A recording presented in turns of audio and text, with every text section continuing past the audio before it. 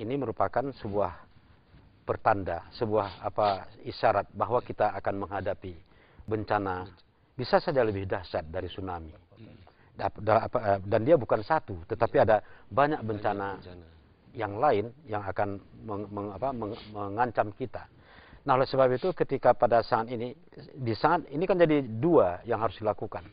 Pertama memang bagaimana mengobati orang-orang yang mengalami trauma pasca bencana perang, ya, bencana konflik dan juga bencana alam. Yang paling besar adalah tsunami. Setelah itu kan kita ada banjir bandang dan segala macam. Nah, ini penting dulu yang harus dilakukan, tetapi jangan lupa kita memang harus mempersiapkan strategi-strategi untuk mengurangi risiko. Ini bukan apa-apa, tapi mengurangi risiko.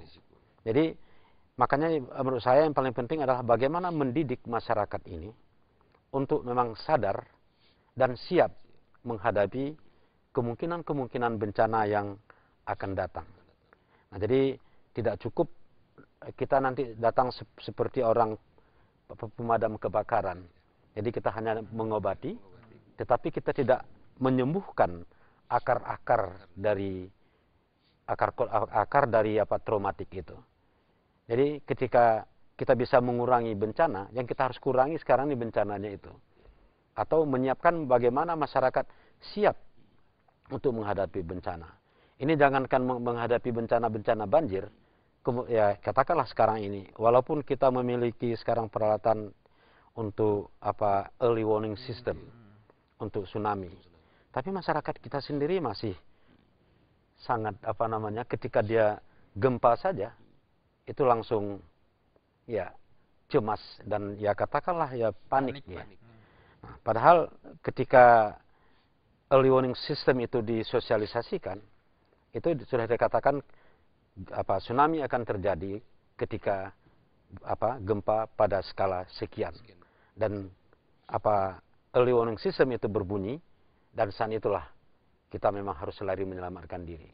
Dan ini sampai dengan saat ini kan juga ini kita bisa lupa lagi nih. Seharusnya itu memang harus disosialisasikan secara terus-menerus, baik melalui berbagai media.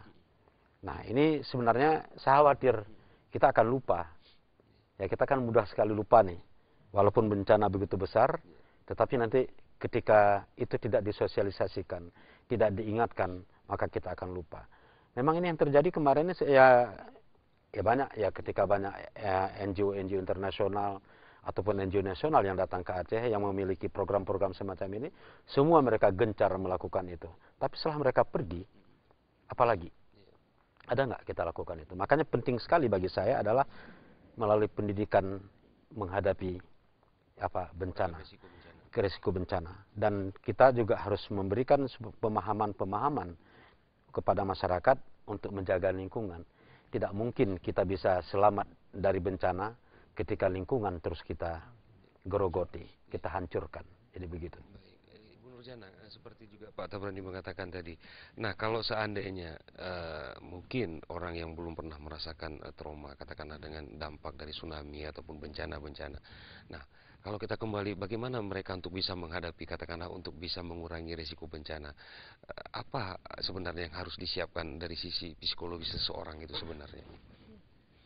Sebetulnya yang dikatakan Pak Tabrani tadi ya, bagaimana kita bisa mempersiapkan mental masyarakat untuk memang siap menghadapi bencana itu sendiri, sehingga masyarakat punya satu perilaku yang efektif ketika bencana itu datang.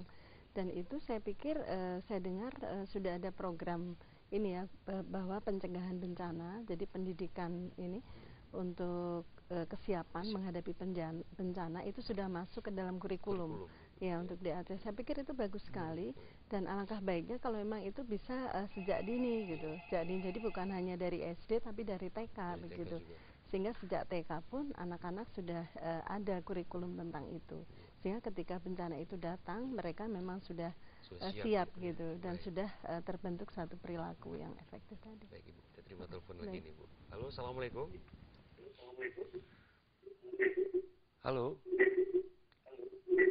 Waalaikumsalam. Ya, dengan siapa Pak? Dengan Bapak Budi. Pak Budi ya? Iya, Bapak Budi, Mas. Ya, Pak Budi. Ya, silakan Pak.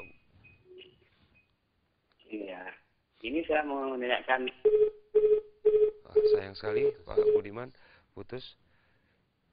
Ya, di belakangnya ada. Halo, assalamualaikum. Halo, assalamualaikum. Halo, Assalamualaikum. Waalaikumsalam.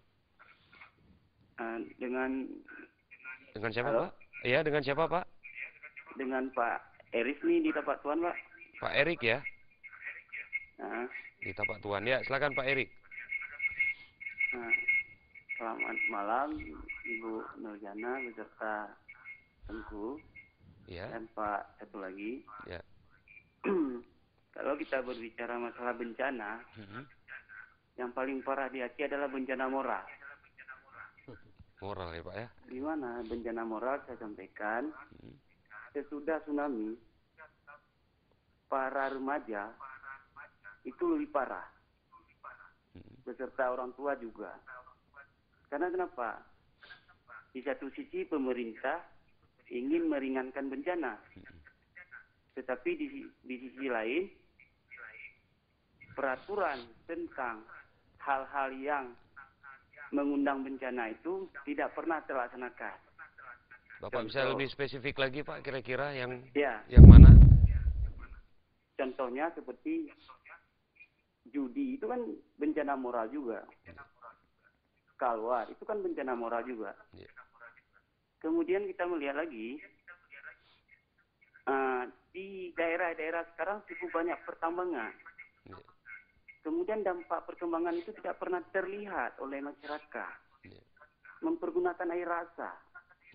Kita Pak Tuan, hancur betul itu. Ya.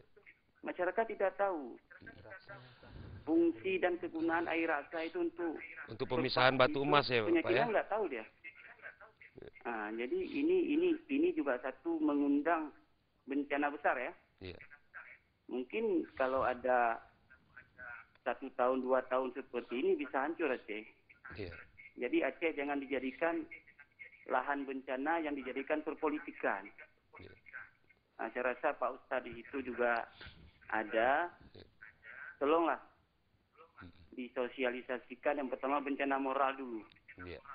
kepada masyarakat Aceh ini. Baik Pak Erik, kami Jangan sudah tersesat. bisa menangkap nih Terima Pak kasih, Erik. Pak. Terima kasih Assalamualaikum. Pak Erik. Waalaikumsalam.